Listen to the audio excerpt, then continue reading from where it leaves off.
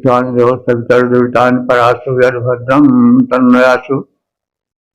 ओम भद्रं कर्णेभिः शृणुयाम देवा भद्रं पश्येमाक्षभिर्यजत्राः स्थिरैरङ्गैस्तुष्टुवांसस्तनूभिः व्यसेमहि देवहितं यदायुः।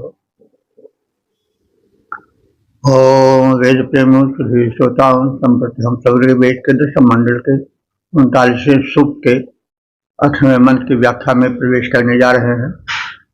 मंत्र दृष्टा ऋषिका घोषा देवता अश्विनी कुमार। शीर्षक है लोकोपकारी अश्विनी कुमार। अब संबंधित मंत्र का सर्वप्रथम अक्षर पाठ हो जाए।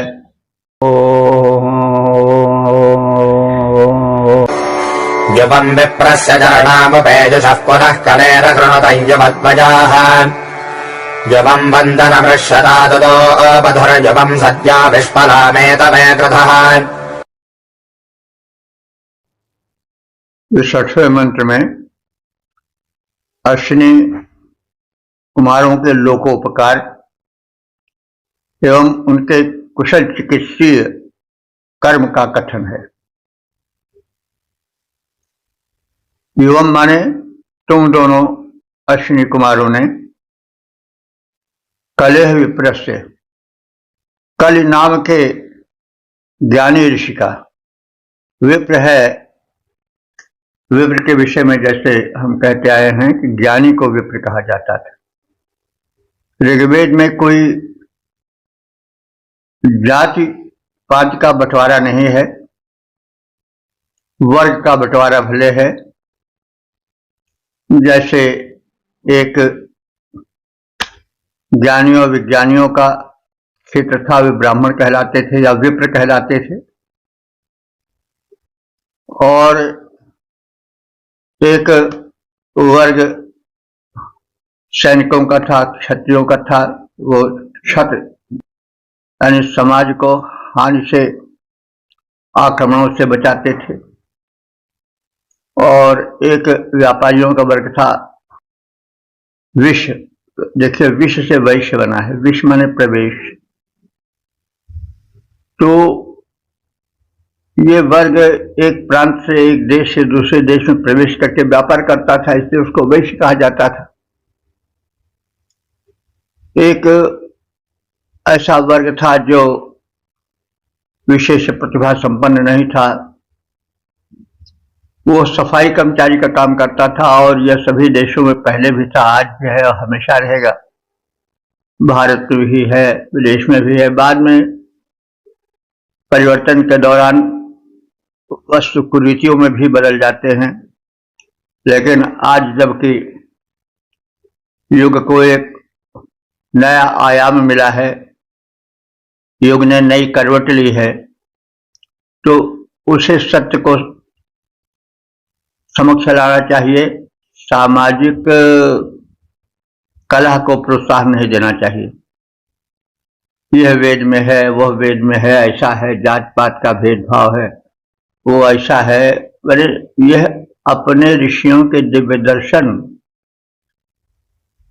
को किन्हीं कारणों से, अज्ञानता अथवा स्वार्थवश किसी,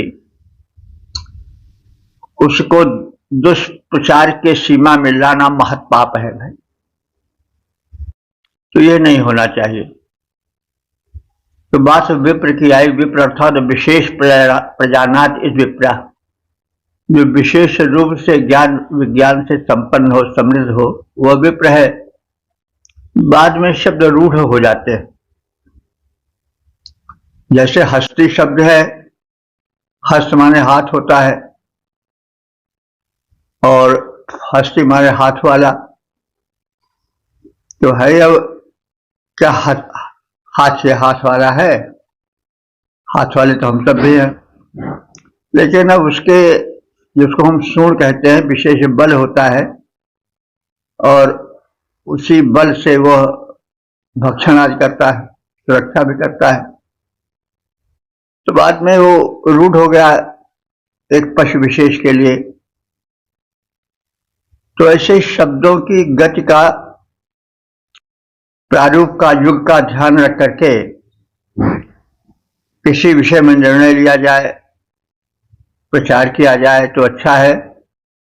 और जो वेद भक्त ज्ञानी हैं वे इन सब से जो दुष्प्रचार, अज्ञानता अथवा हठवश किया जा रहा है, स्वार्थवश किया जा रहा है, उसको दूर करें।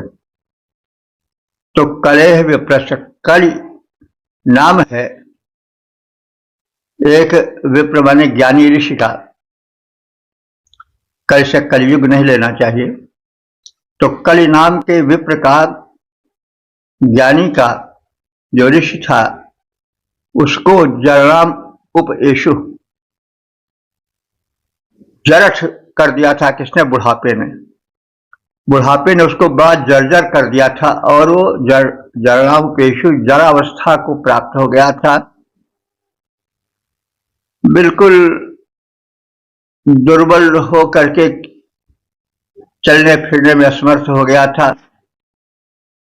हे अश्विनी कुमारों, तुमने उस कलि नाम के ज्ञानी को वह पुनः जीवन अकृध्वम, वह माने अवस्था को, जो जरठ अवस्था थी उसको पुनः माने फिर से युवावस्था में अकृध्वम माने कर दिया, यानी उसको जवान बना दिया। यह कायाकल्प है। और एक जरठ को जवान बना देना आज का विज्ञान तो नहीं कर पा रहा है। वंदनम, वंदन नाम के ऋषि को, हे अश्विनी कुमारों, तुमने ऋष्यदात, ऋष्यदात माने कुएं से, उदयरतम माने बाहर निकाला था। किसी दैत्य ने, असुर ने उसको कुएं में ढकेल दिया था। तो कुएं से, हे अश्विनी कुमारों, तुमने उसको उदयरत माने बाहर निकाला था। विश्वलाम, विश्वला नाम की एक राजन्या थी, यानी राजकन्या थी, जो कि युद्ध का संचालन करती थी। युद्ध में उसकी टांग कट गई थी। तो ऐसे विश्वला नाम की वीरांगना को तुमने लोहे की जंघा को प्रत्यारोपित किया था, जिससे शीघ्र ही वह फिर युद्ध में जाने हेतु तत्पर हो गई। और एतवे तथा उसे फिर चलने फिरने योग्य पूर्ण रूप से कर दिया। यह अंग प्रत्यारोपण है। अंग प्रत्यारोपण तो आज भी होता है, लेकिन यह नहीं कि एक ही रात में सब यथावत हो जाए, कहीं चलने फिरने में कठिनाई न हो। तो यह ऋग्वैदिक युग के सर्जरी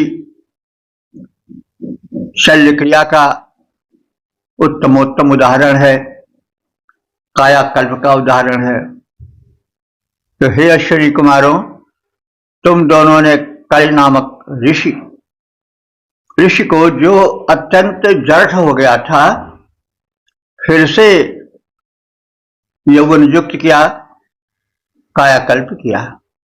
तुम दोनों ने पत्नी विरह से संतप्त होकर कुएं में गिर पड़े बंदन नाम के ऋषि को बाहर निकालकर उसके प्राण बचाए थे। तुम दोनों ने ही संग्राम भूमि में जिसकी टांग छिन्न हो गई थी, कट गई थी, उस वीरांगना विश्वला को लोहे के चरण प्रत्यारोपित किए और शीघ्र ही चलने फिरने युद्ध करने के योग्य बना दिया था। कल नामक जो जर्थ विप्र था, उसको पुनः जवान बनाया। कुएं में गिरे बंदन ऋषि को बाहर करके प्राण बचाया। वीरांगना विश्वला ने संग्राम भूमि में जांघ गंवाया। लौह जंघ प्रत्यारोपित कर चटपट चलने के योग्य बनाया। ये अश्विनी कुमारों के जो है वैद्यकीय, चिकित्सकीय, शल्यारोपण और कायाकल्प के चमत्कारिक उदाहरण हैं। लेकिन इस मंत्र द्वारा यह भी सूचित होता है कि वैदिक काल में कायाकल्प और कृत्रिम अंगों का प्रत्यारोपण कुशलतापूर्वक होता था। 10:39 देवता अश्विनी कुमार शीर्षक लोकोपकारी कृत्य। अब संबंधित मंत्र का सर्वप्रथम सस्वर पाठ हो जाए।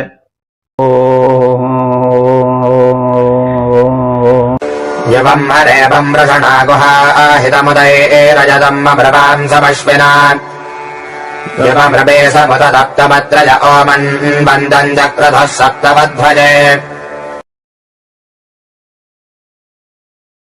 इस 9वें मंत्र में अश्विनी कुमारों के लोक रक्षक, लोकोपकारी कृत्यों का कथन है। वे केवल औषधीय चिकित्सकीय कर्म ही नहीं करते थे, वरन लोकोपकार को समय समय पर भिन्न भिन्न रूपों में भी करते थे। ये वैद्यों के लिए भी एक उदाहरण है कि यथा समय यथा स्थित वे लोकोपकार करें, औषधीय कर्म के साथ साथ उनका जीवन समाज के लिए भी समर्पित हो।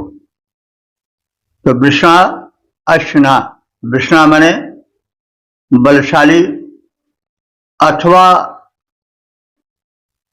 फल प्रदायक, अभीष्ट फल प्रदायक पर्याप्त मात्रा में। तो जो पर्याप्त मात्रा में अभीष्ट फल प्रदायक हो वो वृषणा है, यानी बरसात करे मनोरथों की, अथवा बलशाली हो। तो हे मनोरथों के, हे अभीष्ट के वर्षक फल प्रदायक अश्विनी कुमारों, युवक तुम दोनों ने गुहा हितम, गुहा माने गुफा में, हितम माने छिपा दिए गए थे, गुफा में डालकर बाहर से पत्थराज के द्वारा या किसी अन्य अवरोध के द्वारा निकलने में, बाहर होने के लिए उनको असमर्थ कर दिया था। तो ऐसे गुफा में छिपाए गए मम्रिवांसम माने मृत प्राय हो गए, यानी बिल्कुल मरण के निकट जो आ गए थे, ऐसे रेभम, रेभ नाम के ऋषि को तुम दोनों ने उदय रहतम, उद्धार किया था। तप्तम ऋषिशम, और अत्र नाम के ऋषि जो कि तप्त अग्निकुंड में डाल दिए गए थे। तप्तम ऋषिशम, तप्त अग्निकुंड में जो डाल दिए गए थे, और किस स्थिति में डाल दिए गए थे? सप्तब्रधय, सप्तब्रधय माने 7 बंधनों से जकड़ करके डाल दिए गए थे, यानी असुरों ने उनको 7 बंधन से जकड़ दिया था कि कहीं वो निकल न सके, भाग न सके। और इस स्थिति में उनको एक जलते हुए कुंड में डाल दिया था, अग्निकुंड में, अत्रि ऋषि को। तो तुमने ओमनवंतम चक्रथु, अग्निकुंड को बुझा दिया और उन ऋषिवर के प्राण बचाए। तो हे अभीष्ट फल प्रदायक अश्विनी कुमारों, जब रेभ नामक ऋषि की शत्रुओं ने जब रेभ नामक ऋषि को शत्रुओं ने मृतप्राय स्थिति में गुफा में छिपा दिया था, वे मराकुल हो गए थे, तब तुम दोनों ने ही उनका उद्धार किया था। जब 7 बंधनों से जकड़ करके अत्रि नाम के ऋषि को प्रज्वलित अग्निकुंड में असुरों ने झोंक दिया था, तब तुम दोनों ने ही उन्हें उस अग्निकुंड को बुझा करके वहां से बाहर निकाल करके उनके प्राण बचाए थे। जब मरणासन्न रेभ को कंदर में अरियों ने छिपा दिया था, जब मरणासन्न रेभ को कंदर में अरियों ने छिपा दिया था, तब अश्विनी कुमारों तुम दोनों ने जाकर उन्हें बचा लिया था।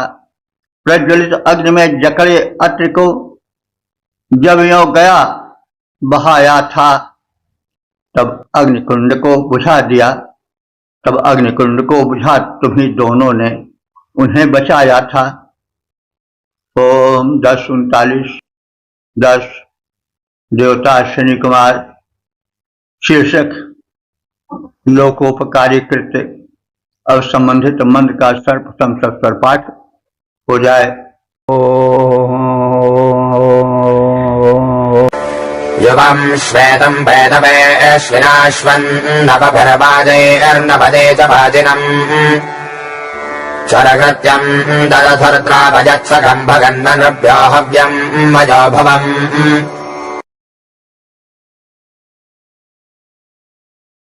इस 10वें मंत्र में अश्विनी कुमारों ने पेदु नाम के एक राजा थे, उनको 100 अश्व दिए थे। उसमें से एक अश्व श्वेत वर्ण का था, तो वह अश्व बहुत ही कुशल था। तो इसी तथ्य को कहा गया है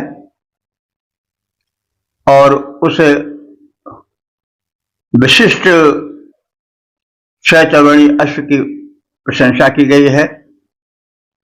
और अश्विनी कुमार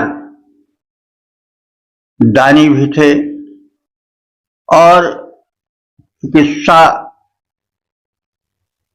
के क्षेत्र के अतिरिक्त अन्य क्षेत्रों में भी उनकी पहुंच थी।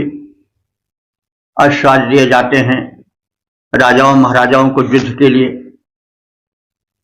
तो इस प्रकार से अश्विनी कुमारों का बहुक्षेत्रीय व्यक्तित्व का प्रसार भी मिलता है। यह संकेत मिलता है कि मनुष्य को अपने कर्मों के अतिरिक्त जो उसका निर्धारित कर्म हो, यदि संभव हो तो उसे लोकोपकार के अन्य क्षेत्रों में भी कार्य करना चाहिए, यदि समय रहे तो। अश्विना हे अश्विनी कुमारों, युवम तुम दोनों ने पेदवे, पेदवे माने पेदु नामधारी राजा को श्वेतम वाजिनम, एक सफेद रंग का घोड़ा दिया था। नवभी नवती, इसके अतिरिक्त 99, नवभी नवती माने 90 और 9 यानी 99 अश्वों को दिया था। तो 99 अश्वों के साथ एक श्वेत वर्ण का अश्व दिया था।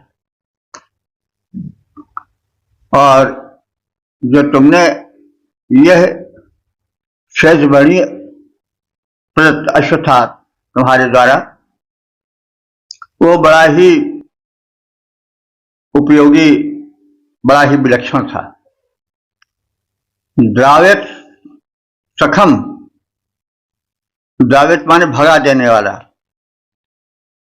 जो शत्रु सेना को भगा देता था अकेले। हव्यम माने बुलाने पर, आवाहन करने पर तत्काल आ जाता था। घोड़े कुछ कट्टर होते हैं नहीं, लेकिन वो ऐसा था, सदा हुआ कि जैसे बुलाओ तैसे तत्काल चला आता था। मयोभुवम, मयोभुवम माने सुखप्रद था, आनंद देने वाला था सभी प्रकार से। निर्भया, माने मनुष्य, निर्भया माने मनुष्यों के लिए। भगम न, भग माने धनैश्वर्य, न माने समान। न आप लोग जानते हैं कि यदि संज्ञा के बाद न आता है तो वो समान के अर्थ में प्रयुक्त होता है। तो भगम न माने एक वैभव संपन्न ऐश्वर्य, एक उत्तम धन के समान था। और ऐसे ऐश्वर्य को तुमने ददथु माने प्रदान किया था राजा पेज को। तो हे अश्विनी कुमारों, तुम दोनों ने ही राजा पेज को 99 अश्वों के साथ एक श्वेत वर्ण का ऐसा उत्तम अश्व भी दिया था। इन सबको शत्रु पक्ष को परास्त करने के लिए ही प्रदान किया था, किंतु वह जो श्वेत वर्णी विलक्षण अश्व था वो तो शत्रु सेना को खदेड़ देने में बड़ा सक्षम था और बुलाए जाने पर शीघ्र ही आ जाता था। योद्धाओं के लिए वह अश्व सुखद वैभव के समान बड़ा ही उपयोगी था, आनंदप्रद था। उसको देखकर, उसके कृत्यों को देखकर बड़ी प्रसन्नता होती थी। 99 अश्वों समेत एक श्वेत वर्ण का अश्व सुघर था पेज भूप को दिया ताकि जीता जा सके युद्ध सत्वर। वह अश्व शत्रु दल को खदेड़ता, वह अश्व शत्रु दल को खदेड़ता भगदड़ प्रबल मचाता था। वह अश्व शत्रु दल को खदेड़ता भगदड़ प्रबल मचाता था। योद्धाओं का वैभव था वह आवाहित हो आ जाता था। ओ 10:39:11 देवता अश्विनी कुमार शीर्षक अश्विनी कुमारों का महिमा मंडन। अब संबंधित मंत्र का सर्वप्रथम सस्वर पाठ हो जाए।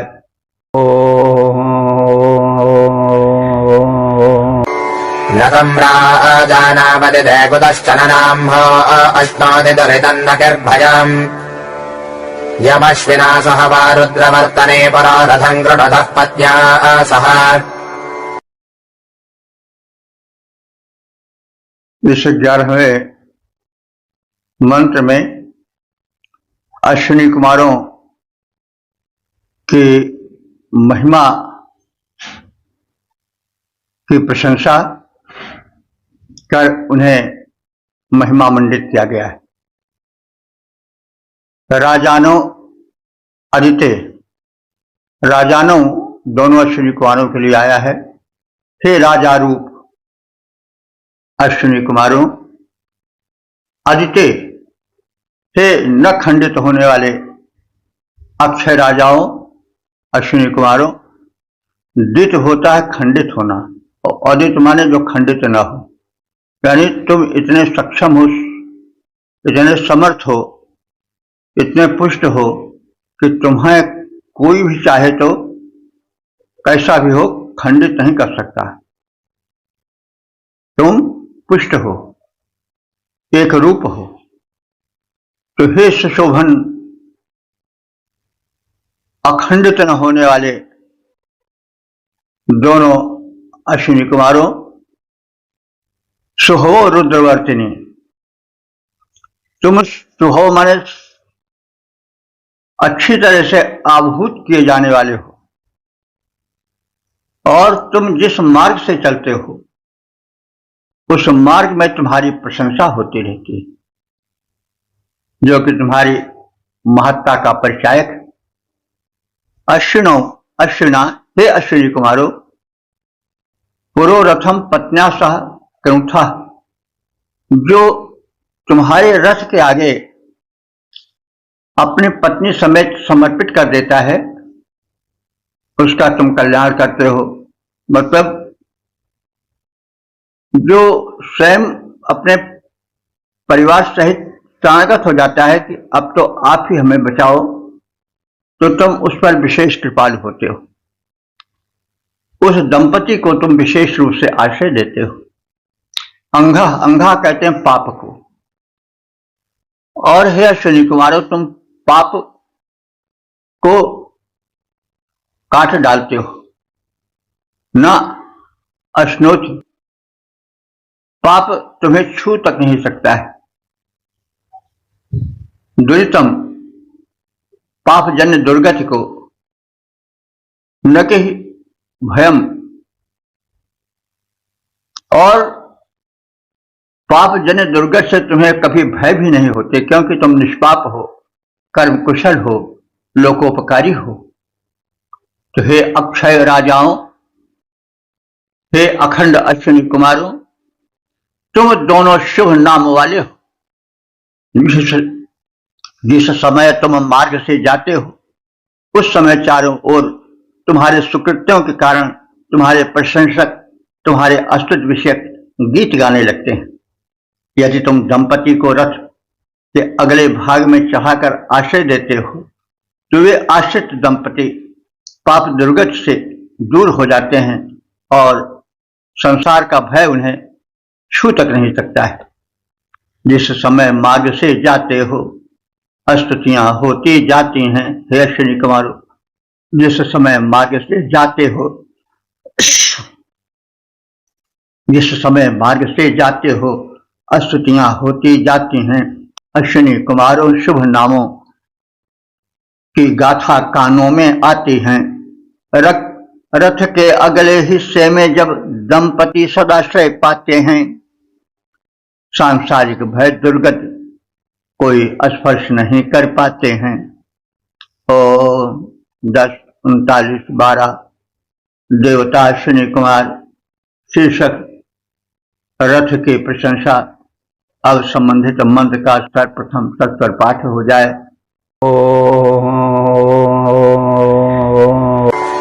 आतेन जातं मनसो जवेयसा रथं वा प्रभवश्चक्ररश्विना यस्य जोगे दुहिता जायते दिव उभे अहने सुदिने विवस्वतः। इस 12वें मंत्र में अश्विनी कुमारों के रथ की तीव्र गामता के साथ साथ उसकी रहस्यमयता का भी ज्ञान कराया गया है। तो इस रहस्यमयता के ज्ञान के साथ साथ एक अलौकिकता आ जाती है, जो कि उसमें दिव्यता के साथ ही साथ रहस्यवादिता भर देती है। जब किसी वस्तु में अलौकिकता का अधिक प्रवेश होने लगता है, तो वो दिव्यता की ओर, रहस्यवादिता की ओर, लौकिकता से उठकर अलौकिकता की ओर जाती हुई प्रतीत होती है। अश्विना, ये दोनों अश्विनी कुमारों, वाम यम रथम, वाम माने तुम दोनों, यम रथम, जिस रथ को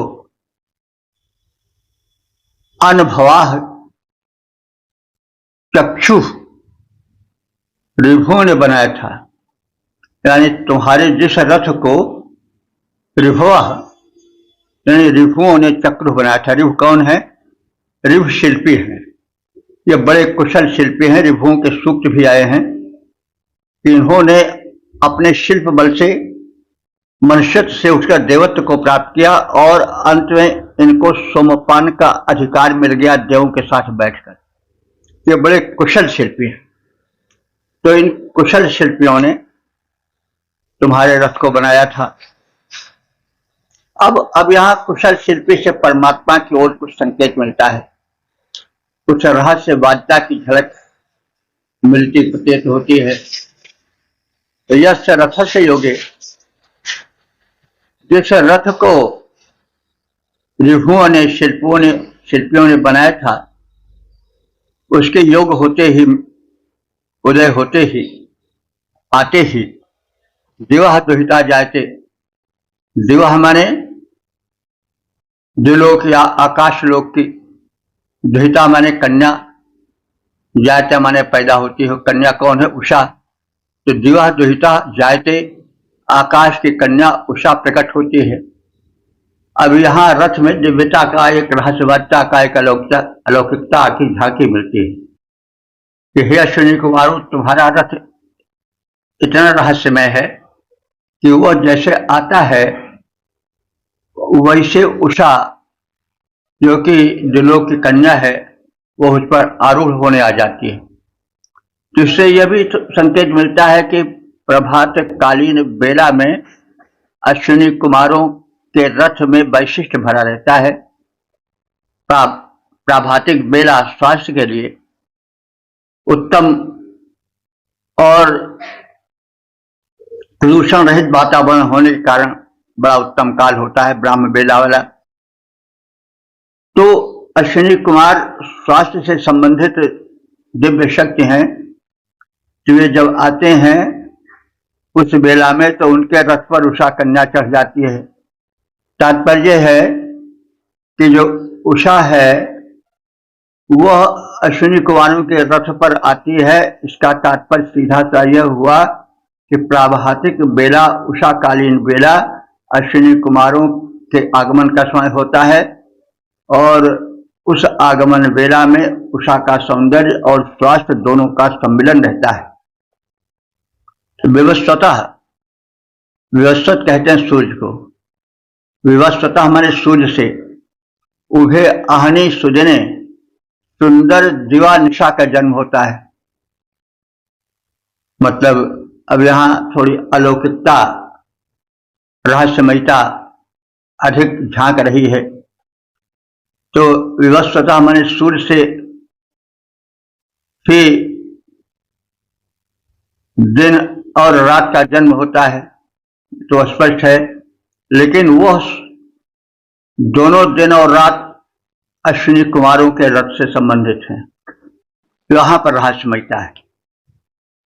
मनसा जवीसा, मन के वेग से भी अधिक वेगवान तुम्हारा रथ है। हे अश्विनी कुमारों, आयातम, तुम दोनों उस रथ से हमारे आवाहन पर आओ। हे अश्विनी कुमारों, ऋभु नामक देवों के शिल्पी ने तुम्हारे लिए रथ का निर्माण किया है। तुम्हारे रथ को परमात्मा ने बनाया है, देवशिल्पी ने बनाया है। उस रथ के उदय होने पर आकाश कन्या उषा प्रकट होती है तथा सूर्य से दिन और रात जन्म लेने प्रारंभ कर देते हैं। तुम्हारा यह रथ अलौकिक है, मन से भी अधिक तीव्र गति वाला है। और हे अश्विनी कुमारों, तुम उसी रथ पर बैठकर हमारे आवाहन पर पधारो। तुम दोनों के हेतु दिव्य रथ ऋभु देवों ने बनाए। तुम दोनों के हेतु दिव्य रथ ऋभु देवों ने बनाए। होता वह रथ उदित तभी यह दृश्य दृष्टि में आए। यह दृश्य दृष्टि में आए। नभ से उषा, सूर्य से दिन और रात जन्म है लेते। उसी दिव्य रथ से आओ, हम तुम्हें बुलावा देते। इस प्रकार से दिव्य रथ जो है वो दिन और रात के जन्म देने में भी एक सहयोगी बनकर आता है। और यहाँ रहस्यमयता, अलौकिकता झांकती हुई प्रतीत होती है। ओम 10, 39, 13 देवता अश्विनी कुमार शीर्षक अश्विनी कुमारों के अलौकिक कृत्य। अब संबंधित मंत्र का सर्वप्रथम सत्सर पाठ हो जाए।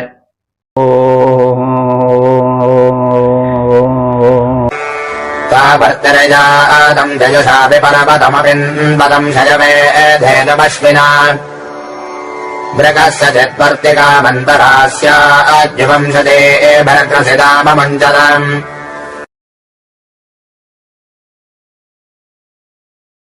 इस 13वें मंत्र में अश्विनी कुमारों के लोक रक्षक रूप और धेनु आदि जो दुख नहीं देती थी उनको औषधीय प्रयोग द्वारा दुधार बना देने का कथन है। और अंत में अश्विनी कुमारों के संरक्षक रूप का ही कथन है। अश्विना, हे दोनों अश्विनी कुमारों, ता जैसा, तुम अपने उस जैसा माने जयशील विजयी रथ से आओ और पर्वतम वर्ती व्यातम, पर्वतम पर्वतवर्ती यानी पर्वत की ओर जाने वाले पथ से तुम गमन करो। शैवे धेनुम, शैव, शैव नाम था और शैवे उसका चतुर्थी है, तो शैव नाम के ऋषि के धेनु को, गाय को तुम दुधार बनाओ। अपिन्वतम, दुधार कर दो, यानी वो दुग्ध देने में असमर्थ है और ये ऋषि हैं, इनके आश्रम में उस धेनु के द्वारा पुण्य कार्य होता था, यज्ञ आदि होते थे, इसलिए विलंब मत करो, पर्वत की ओर चलो और पर्वत पर जिनका आश्रम है ऐसे शिव नाम के धेनु को दुधार बना दो। एवं तुम दोनों ने अन्य लोकोपकार कार्य किए। ब्रिकस, ब्रिकस माने भेड़िए, भेड़िए के मुख से, एवं तुम दोनों ने दृष्टाम वर्ज काम, पकड़ी गई जकड़ी गई, वर्चकाम माने बटेर नाम के पक्षी को, अश्चात, अश्य कहते मुख को, और अश्चात माने मुख से, अमुंचतम माने छुड़ाया था। तुम दोनों ने भेड़िए के मुख में जकड़ी गई बटेर नामक पक्षी को, पक्षिका को छुड़ाया था। तो तुम इतने दयालु हो कि पक्षी पर भी कल्याण करते हो, उसके भी प्राण बचाते हो। तो हे अश्विनी कुमारों, तुम दोनों उस जयशील रथ से पर्वत की ओर जाने वाले पथ से गमन करो और वहां जाकर शैव नामक ऋषि के गौशाला में, आश्रम में बंधी हुई गाय को, जो वंध्या हो गई है, उसे पुनः दुधार बनाओ। तुम दोनों ने अपने सामर्थ्य से भेड़िए द्वारा ग्रस्त बटेर नामक पक्षी को उसके मुख से निकालकर उसके प्राण बचाए थे, उसको संरक्षण दिया था। हे अश्विनी कुमारों, रथ से पर्वत पथ पर जाओ, शिव नाम ऋषि के वृद्धाधेन को पुनः दुधार बनाओ। तुम ही वृक्ष से ग्रस्त विहग, तुम ही वृक्ष से ग्रस्त विहग को मुख से बाहर लाए, संरक्षण दे उस चटका को, संरक्षण दे उस चटका के तुमने प्राण बचाए। ओम 10, 39, 14 देवता अश्विनी कुमार शीर्षक उत्तम स्तोत्रों की प्रस्तुति। अब संबंधित मंत्र का सर्वप्रथम सस्वर पाठ हो जाए।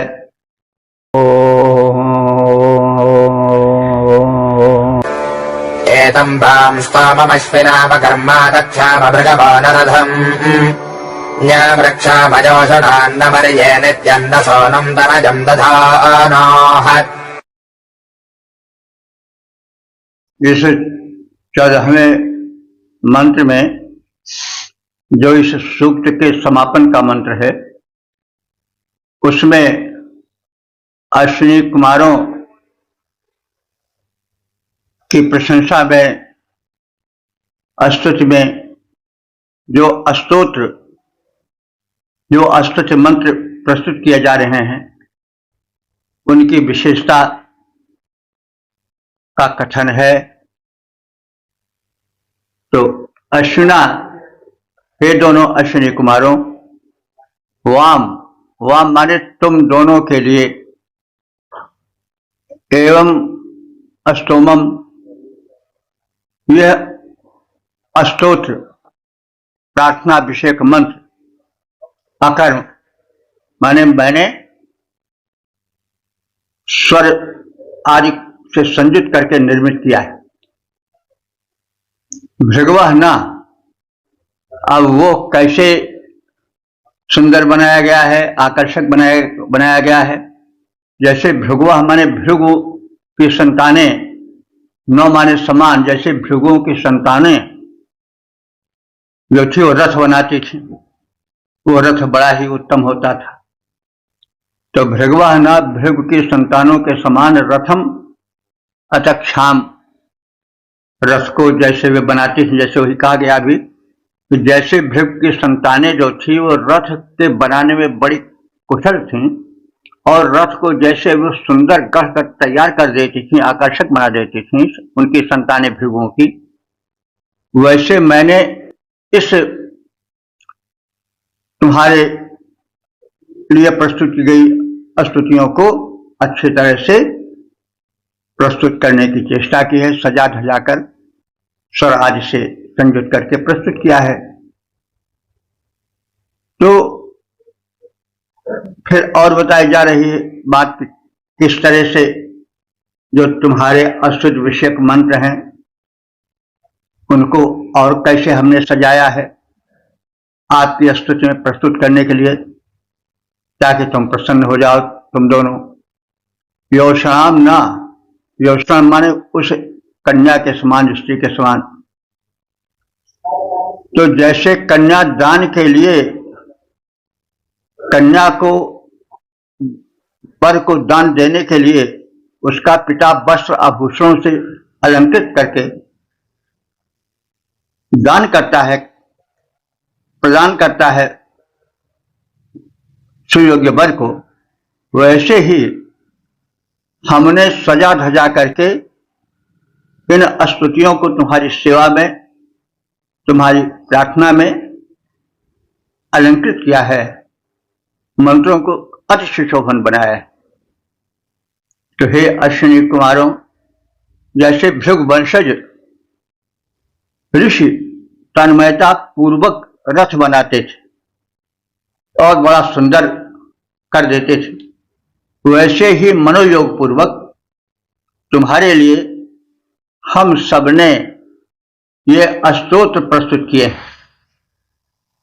जैसे दामाद को कन्या देने के लिए वस्त्राभूषणों से अलंकृत किया जाता है, वैसे ही तुम्हारे हेतु हमने इन स्तोत्रों को अलंकृत किया है और उन्हें सुशोभन बना करके स्वर आदि से युक्त करके संगीत के नियमों से बांध करके सुशोभित करके उसको प्रस्तुत किया है। हमारे पुत्र पौत्रादि सुख सौभाग्य पाएं, ऐसी आपकी प्रार्थना है। तो इससे यह भी प्रतीत होता है कि उस समय दहेज की प्रथा नहीं थी। कन्या को वस्त्राभूषणों से अलंकृत किया जाता था और सुयोग्य वर को सौंप दिया जाता था। कहा नहीं गया है कि जैसे दामाद को कन्या देने के लिए वस्त्राभूषणों से अलंकृत किया जाता है और उसे दान में समर्पित कर दिया जाता है, दान रूप में कन्यादान होता है। तो यहाँ सिर्फ वस्त्राभूषण से अलंकरण की बात आई। यह सूचित होता है कि उस समय कोई अलग से अतिरिक्त धन आदि दहेज के रूप में देने की प्रथा नहीं थी। केवल कन्या को वस्त्र और आभूषणों से अलंकृत किया जाता था और सुयोग्य वर को सौंप दिया जाता था, पाणी ग्रहण होता था। तो भृगुवंशी तन्मयता पूर्वक रथ निर्मित करते जैसे हमने ये स्तोत्र तुम्हारे हेतु बनाए हैं, वैसे हे अश्विनी कुमारों, भृगुवंशी तन्मयता पूर्वक रथ निर्मित करते जैसे हमने ये स्तोत्र तुम्हारे हेतु बनाए हैं, वैसे कन्या को समलंकृत करते कन्यादान हेतु जैसे ये स्तोत्र निमित्त तुम्हारे हुए अलंकृत हैं, वैसे। तो इस प्रकार से हम सब ने ऋग्वेद के दशम मंडल के 39वें सूक्त के 14 मंत्रों का संक्षिप्त ज्ञान प्राप्त किया। अब तक के जो मंत्र व्याख्यायित हो चुके हैं उनकी संख्या हो चुकी है 9210। तो यह तो मंत्र विषयक सूचना रही। अब संक्षिप्त ज्ञान प्राप्त कर लिया जाए सूचना रूप में इस सूक्त का। एक विशिष्ट बात है कि घोषा नाम की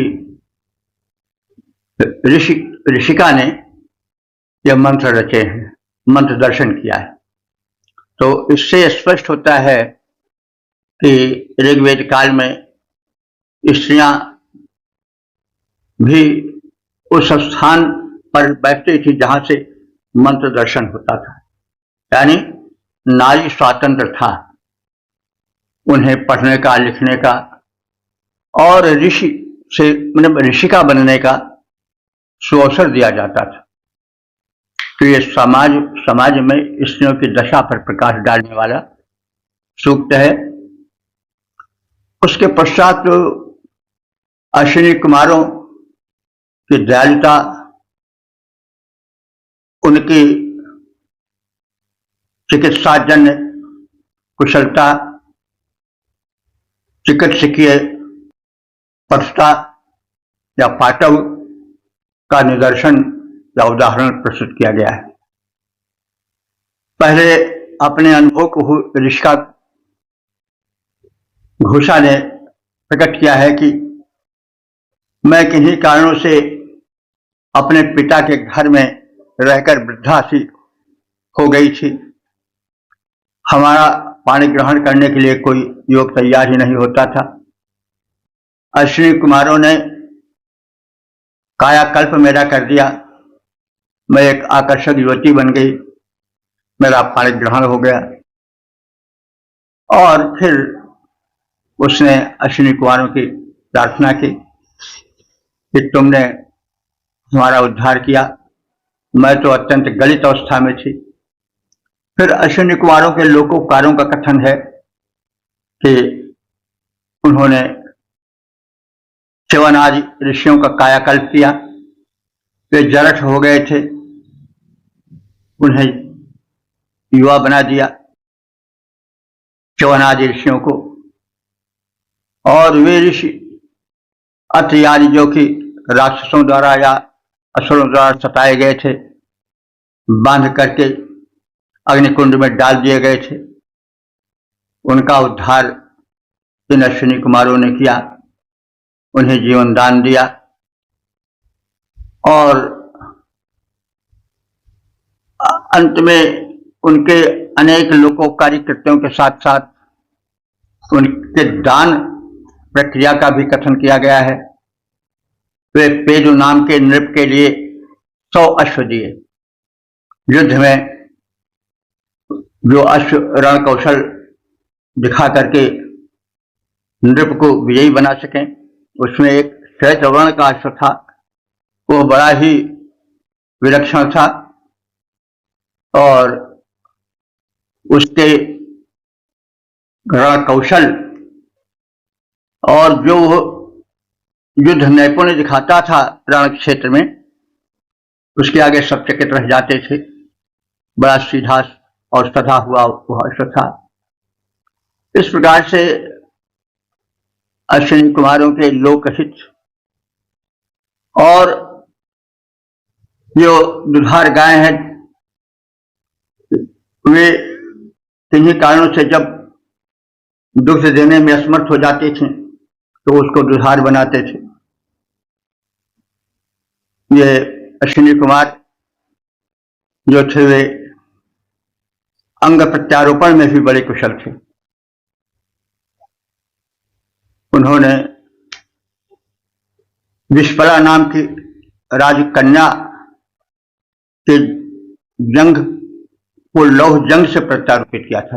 रण में उसके चरण कट गए थे और लौह जंग लगा करके कुशलतापूर्वक फिर उसे स्वकर्म में योग्य बना दिया था।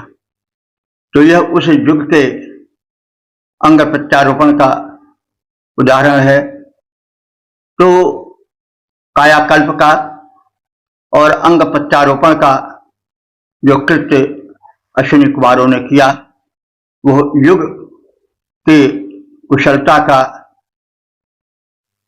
चिकित्सकीय पाटव का, कर्म कौशल का, साथ साथ अंग प्रत्यारोपण का, कायाकल्प आदि के प्रारूप की सूचना देता है। उस समय की सामाजिक स्थिति की भी झलक मिलती है कि स्त्रियों को पूर्ण स्वतंत्रता थी और दहेज प्रथा नहीं थी। एक योग्य वर के लिए जो कन्या का पिता था वह अपनी पुत्री को वस्त्राभूषणों से अलंकृत कर सौंप देता था। ऐसे ही विवाह पद्धति होती थी, उसमें किसी प्रकार की कोई और शर्त नहीं थी। तो इस प्रकार से अश्विनी कुमारों से संबंधित इस सूक्त में सामाजिक दशा और उस युग में चिकित्सीय कर्म कौशल कितना बढ़ा चढ़ा था उसकी भी सूचना मिलती है। वैदिक सभ्यता एक उच्च स्तरीय सभ्यता थी।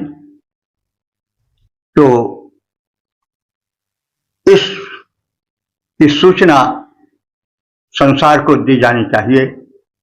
भारत का गौरव बढ़ेगा और जो लोग या जो वर्ग या जो देश अपने को बहुत बढ़ा चढ़ा मानते हैं और समझते हैं कि सभ्यता हमारे ही द्वारा जन्मी है, उनके लिए यह शिक्षा हो जाएगी, एक सूचना हो जाएगी कि भारत में हजारों वर्ष पहले एक उन्नत विज्ञान क्रीड़ा कर रहा था, जन्म लेकर सशक्त हुआ था।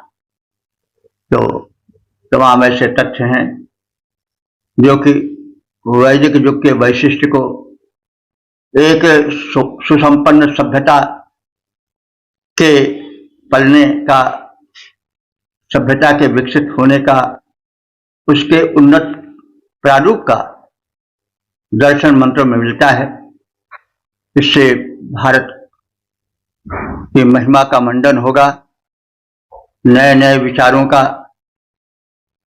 प्रवेश होगा और खंडन होगा उन लोगों के मतों का जो समझते हैं कि सभ्यता का विकास केवल एक ही देश में हुआ, भारत तो उसमें अग्रगण्य नहीं।